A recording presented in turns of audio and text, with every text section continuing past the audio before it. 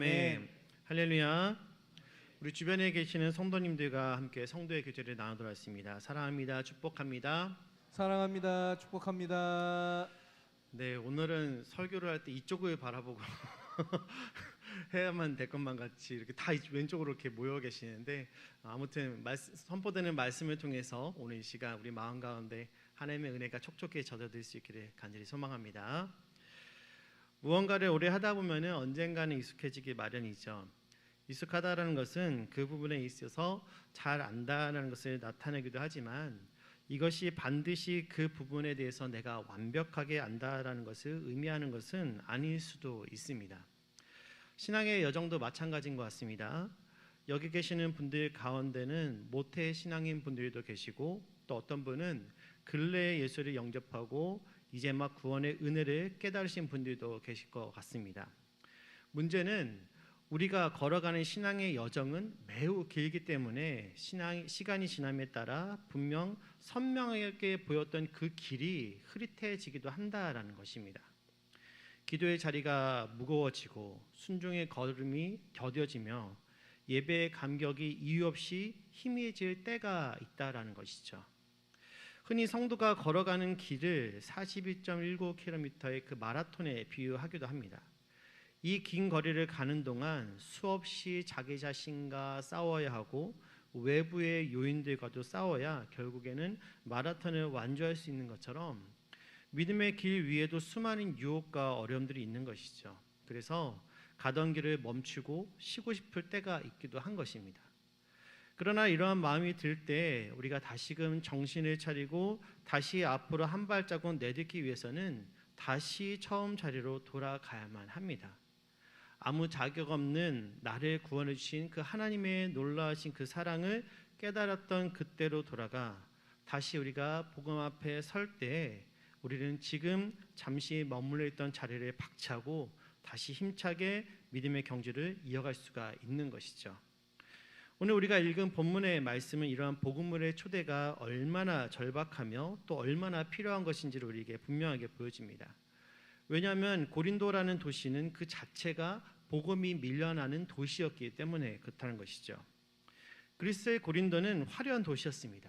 이곳은 지중해 무역의 허브로 서쪽의 이탈리아와 동쪽의 아시아를 잇는 이스무스 협곡을 위치하면서 동서의 문해가 끊임없이 오가던 그런 교차로였기 때문입니다.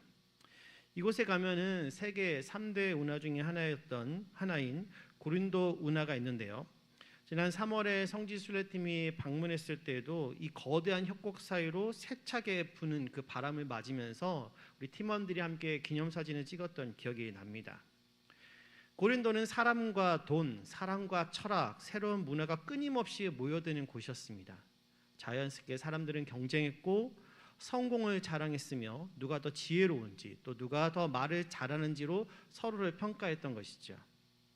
그들에게 말을 잘한다라는 것은 곧 권력이었으며 그렇게 말 한마디로 사람을 세우기도 하고 또 무너뜨리기도 했습니다. 또한 고린도는 도덕적으로 매우 혼탁한 도시였습니다. 아프로디테의 신전에는 수백 명의 성전 창기가 있었는데, 당시 고린도 사람처럼 산다라는 이 말은 곧 문란하게 산다라는 것을 뜻할 정도로 고린도는 성적으로 매우 문란한 도시였습니다.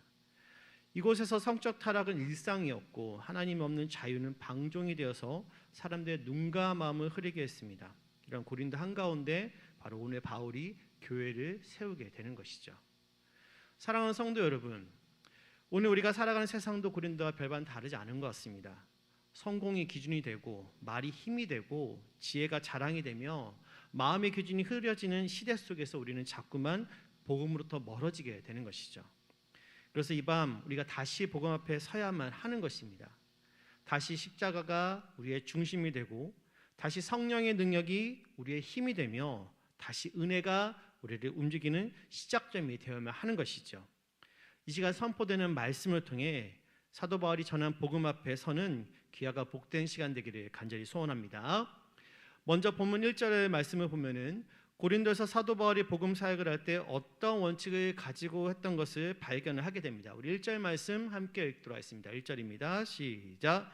형제들아, 내가 너희에게 나아가 하나님의 증거를 전할 때에 말과 지혜의 아름다운 것으로 아니하였나니. 아멘. 당시 바울은 고린도를 방문하기 전에 철학과 신들의 도시로 불렸던 아덴에서 복음을 전한 바가 있습니다. 바울이 아덴의 아레오바고에서 했던 설교는 참으로 놀라운 것이었죠. 그는 그들의 상황과 문화를 전제로 해서 그들에게 가장 알맞은 방법으로 복음을 힘있게 전했습니다. 또한 헬라 철학의 그 기교와 문학을 인용하면서 그들이 받기에 가장 합당한 방법으로 복음을 전했던 것이죠.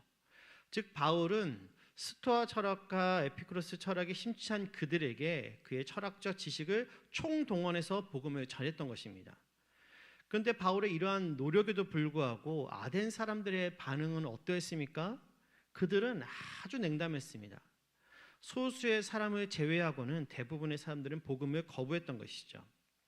사도행전 17장을 보면은 복음을 증거하던 그 바울을 조롱하던 사람들의 모습을 우리가 볼 수가 있습니다. 이것은 바울에게 쓰디쓴 기억이 아닐 수 없습니다. 여러분, 바울을 떠나 아덴을 떠나 고린도로 오는 길에 바울은 어떠한 생각을 했었을까요? 아마도 자신을 통해 아덴에 뿌려진 그 복음의 씨앗이 헛된 것이 되지 않기를 기도함과 동시에 왜 아덴의 사람들은 복음을 받아들이지 않았을까 하는 그런 의문이 있지 않았을까요? 그 의문 끝에 내린 결론이 바로 하나님을 증거할 때 말과 지혜의 아름다운 것으로 하지 않겠다라는 그의 결단인 것입니다. 그렇다면 바울이 말과 지혜의 아름다운 것 대신 선택한 것은 무엇이었을까요? 본문 2절의 말씀을 함께 읽겠습니다. 2절입니다. 시작. 너희 중에서 예수 그리스도와 그가 십자가에 못 박히신 것 외에는 아무것도 알지 아니하기로 작정하였음이라. 아멘. 여기서 알지 않는다라는 말은 단순한 정보의 부족을 나타내는 것이 아닙니다. 의도적인 결단인 것이죠. 나는 복음 외에 다른 것은 내 중심에 두지 않겠다라는 이 사도 바울의 단호한 고백인 것입니다. 당시 고린도 교회에는 여러 분파가 있었습니다. 그들은 모두 한결같이 자기가 가진 신앙이 가장 우월한 것이다 라고 자랑을 했던 것이죠. 예배를 위해서 모일 때에도 자신들이 가진 은사가 최고인 것으로 모든 이들에게 인정받기를 원했습니다. 때문에 철저하게 다른 지체에게 있는 아름다운 것들은 아무것도 아닌 것을 일축하기 일쑤였던 것이죠. 오직 자신들이 경험한 그 경험, 자신들의 사고 방식, 자기가 함께 교제하고 있는 사람들만을 중요하게 생각할 뿐이었습니다. 따라서 교회는 어지럽게 되고 또 그리스도의 몸이 나뉘어질 그 위기에 놓이게 되었던 것이죠. 정작 이들이 붙잡아야 할 것은 따로 있는데 그것은 놔두고 다른 것을 붙잡고 최고이냐 으스대고 있으니 어찌 주님의 몸된 교회가 바르게 세워질 수가 있겠습니까? 그런데 여러분, 이런 모습이 비단 이들에게만 보이는 특징입니까? 우리 주변에서도 이러한 자기 자랑의 모습을 우리는 어렵지 않게 볼 수가 있는 것입니다. 돈과 명예, 학력과 외모, 권력 등 많은 사람들이 이런 것들로 자기 자신을 자랑하죠. 물론 이러한 것들이 필요 없다는 것은 아닙니다. 이 모든 것들이 세상을 살아갈 때 필요한 것은 사실이죠. 이러한 것을 남보다 더 많이 소유했을 때 남보다 더 윤택한 생활을 할 가능성이 있는 것이며, 그래서 이로 인해 행복을 느끼기도 하고 반대로 때론 적기 때문에 낙담하기도 하는 것입니다. 그러나 여러분, 이러한 것들은 상대적인 것일 뿐 절대적인 것이 아니라는 것입니다. 생활이 남보다 조금 더 윤택하다는 것이 진정한 자랑거리가 되지 않는다라는 것이죠.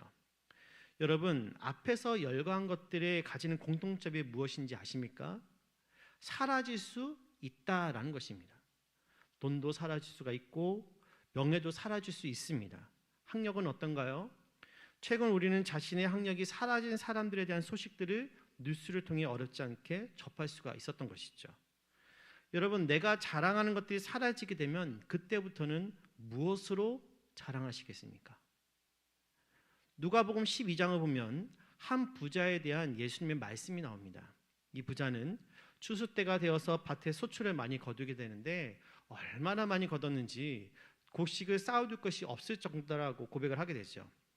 이때 그가 생각한 것은 자신이 기존에 갖고 있었던 곡식 창고를 다 헐어버리고 더 크게 지어서 더 많이 저장하자라는 것이었습니다.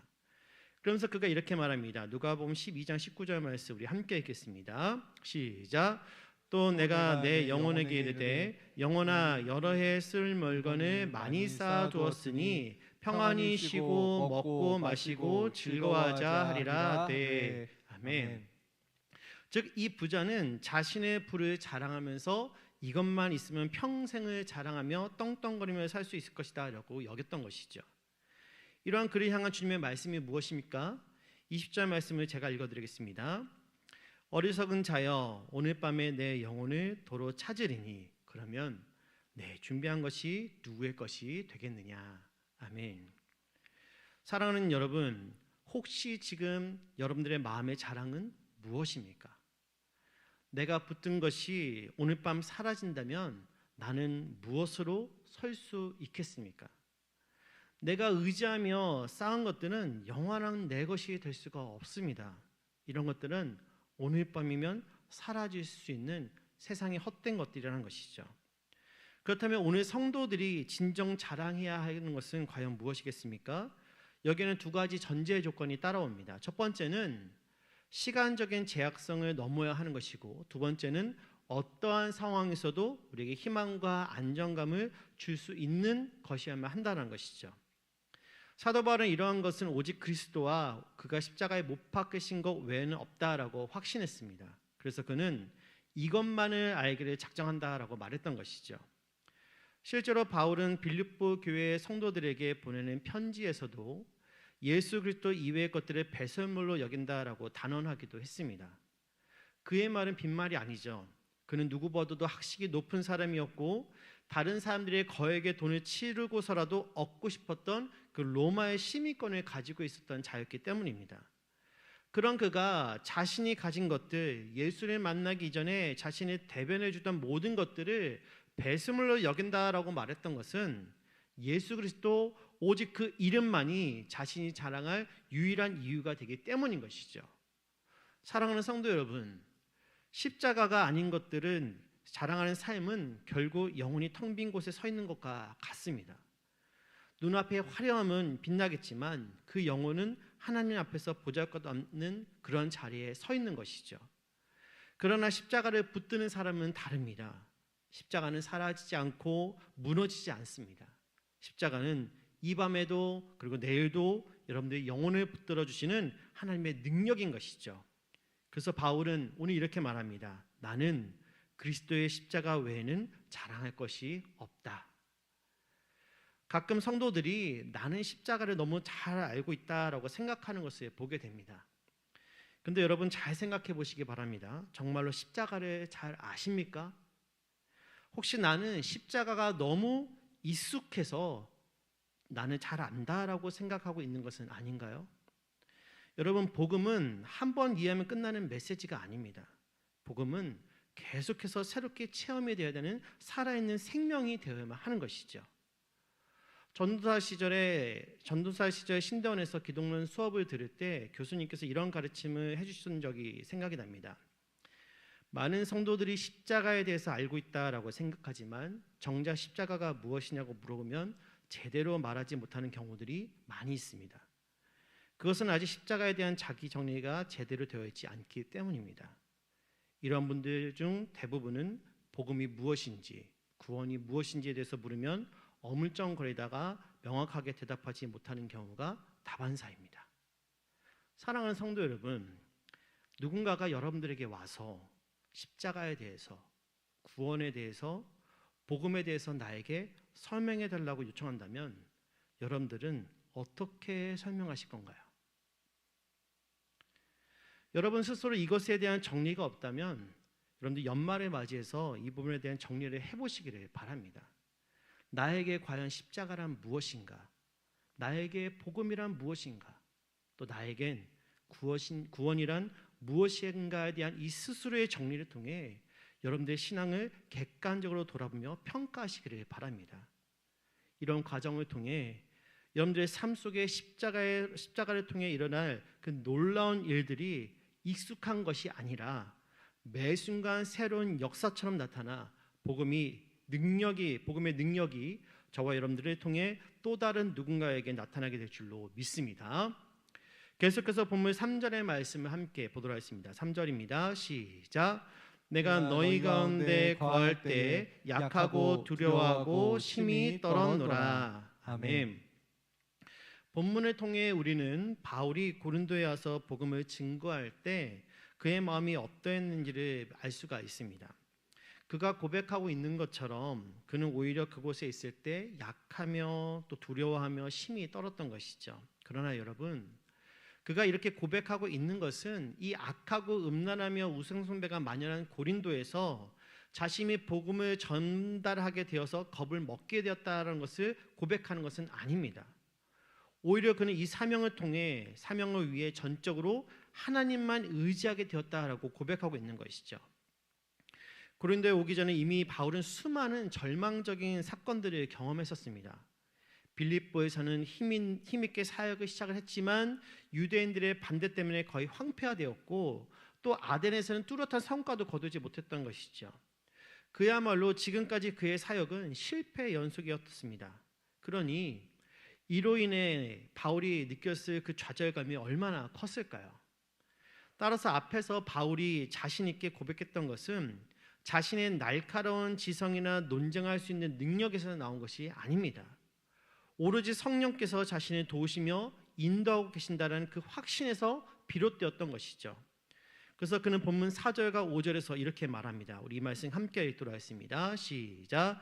내 말과 내 전도함이 설득력 있는 지혜의 말로 하지 아니하고 다만 성령의 나타나심과 능력으로 하여 너희 믿음이 사람의 지혜에 있지 아니하고 다만 하나님의 능력에 있게 하려 하였노라. 아멘. 바울은 능력이 없는 자가 아니었습니다. 그는 얼마든지 사람들을 자신의 말로 설득을 시킬 수 있는 능력이 있는 줄 알고 이미 이러한 전문적인 교육을 다 마친 사람이었던 것이죠. 그러나 사망의 그늘에 앉아있는 영혼에게 구원의 빛을 비추어 인도하는 것은 전혀 다른 문제입니다. 이것은 사람의 능력으로 하는 것이 아니라 오직 하나님의 영이 이루시는 일인 것이기 때문인 것이죠. 하나님은 철저히 자신의 주권에 따라 이러한 구원의 과정을 이루어 가십니다. 하지만 사람들의 눈에는 이것이 미련한 것처럼 보일 수가 있습니다. 그러나 하나님께서는 구원을 완성하기 위해 선택하신 방법부터 자신이 부를 사람들을 결정하는 일, 그리고 나아가 그 메시지를 전달한 사람을 정하는 일까지 모든 것을 주권적으로 진행하셨습니다. 그러므로 우리가 다시 복음 앞에 서야 하는 이유는 분명합니다. 우리가 이 밤에 십자가 앞에 설 때 성령께서 일하심으로 무거웠던 마음이 풀리고 눌렸던 영혼들이 다시 깨어나며 잃어버린 사랑이 다시 타오르게 될 줄로 믿는 것입니다. 또한 사라질 것만 같았던 소망이 다시 솟구치고 주저앉았던 그 자리를 일어날 새 힘이 우리가 다시금 십자가 앞에 설 때 나타날 수 있다는 그 믿음으로 우리가 주 앞에 나아가는 것이죠. 많은 배의 생기가 들어갔을 때 큰 군대가 되었던 것처럼 우리가 다시 복음 앞에 설 때 우리의 감정과 능력 그리고 의지까지 회복되는 역사가 일어나게 되는 것입니다. 간절히 바라기는 이 밤 주님의 십자가 앞에 여러분들의 모든 것을 내려놓으시기를 바랍니다. 다시 복음 앞에 여러분이 있는 모습 그대로를 내어드릴 때 성령께서 우리를 새롭게 하실 줄로 믿습니다. 이 은혜가 오늘 밤 저와 여러분들의 신령 가운데 충만하게 임하기를 간절히 소원합니다. 이제 말씀을 정리합니다. 사랑하는 성도 여러분, 오늘 말씀은 우리에게 이렇게 초대를 합니다. 다시 복음 앞에 서라. 복음 앞에 서는 것은 과거의 감격을 떠올리는 것이 아니라 다시 현재로 복음을 끌어오는 것입니다. 다시 십자가의 은혜로 마음을 적시는 것이며 다시 예수의 사랑으로 내 상처를 치유하는 것이죠. 다시 복음 앞에 서는 것은 지쳐있었던 믿음이 성령의 능력으로 다시 일어나는 것이며 탕자가 세상 모든 것을 내려놓고 다시 주님 앞에 나와 주님 제가 여기 있습니다 라고 고백하는 것입니다. 그러므로 성도 여러분, 우리의 자랑은 사라지는 것이 아니라 영원한 십자가야 하는 것을 믿으시기를 바랍니다. 성령께서 그러한 믿음 앞에 응답하시며 다시금 우리를 일으켜 세우실 줄로 믿습니다. 오늘 이 밤 하나님께서 저와 여러분을 만나셔서 우리의 마음에 다시 복음의 감격을 심어주시기를 간절히 소원합니다. 그래야 해서 남은 한 주간 받은 은혜를 가지고 사도 바울이 고린도라는 환경에서도 두려워하지 않고 하나님께 능력이 있음을 증거했던 것처럼 저와 여러분들의 삶도 동일하게 쓰임받을 수 있기를 간절히 소원합니다. 이 시간 함께 찬양하면서 기도의 자리로 나아가도록 하겠습니다.